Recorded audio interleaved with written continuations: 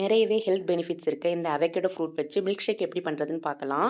Milk shake பண்ணுறதுக்கு நல்ல பழுத்த பழமா எடுத்துக்கணும். இதுவே செமி ரைப்பனா இருக்கும். அது அவுட்டர் ஸ்கின் வந்து கிரீன் கலர்ல இருக்கும். மில்க் ஷேக் பண்ணுறதுக்கு பழமா எடுத்துக்கிட்டோம்னா, அதோட அவுட்டர் லேயர் வந்து ப்ரவுன் கலர்ல இருக்கும். இந்த மாரி நீள்வாக்குல கட் பண்ணிட்டு, ஒரு ட்விஸ்ட் பண்ணோம்னா, உள்ள இருக்க சீட வந்து ஈஸியா ரிமூவ் பண்ணிறலாம். இந்த விதை வந்து பெருசா இருக்கும். அதனால அத தூக்கி போட்டுறணும். உள்ள இருக்க அந்த பல்ப் ஏரியாவ மட்டும் தான் நம்ம வந்து மில்க் ஷேக்கு யூஸ் பண்ண போறோம். இத பட்டர் ஃப்ரூட் இல்லாட்டி வெண்ணெய் பழம்னு கூட சொல்லுவாங்க. கடையில கிடைக்கும். நடுவுல இருக்க அந்த ஏரியாவ வந்து நைஃப் இல்லாட்டி ஒரு ஸ்பூன் வச்சு சொரண்டி எடுத்துக்கலாம். இது ஒரு மிக்ஸி ஜாருக்கு ட்ரான்ஸ்ஃபர் பண்ணிட்டு, இதோட நாட்டு பசும்பால் காய்ச்சி ஆற வச்சது தான் எடுத்துக்கணும் நம்ம.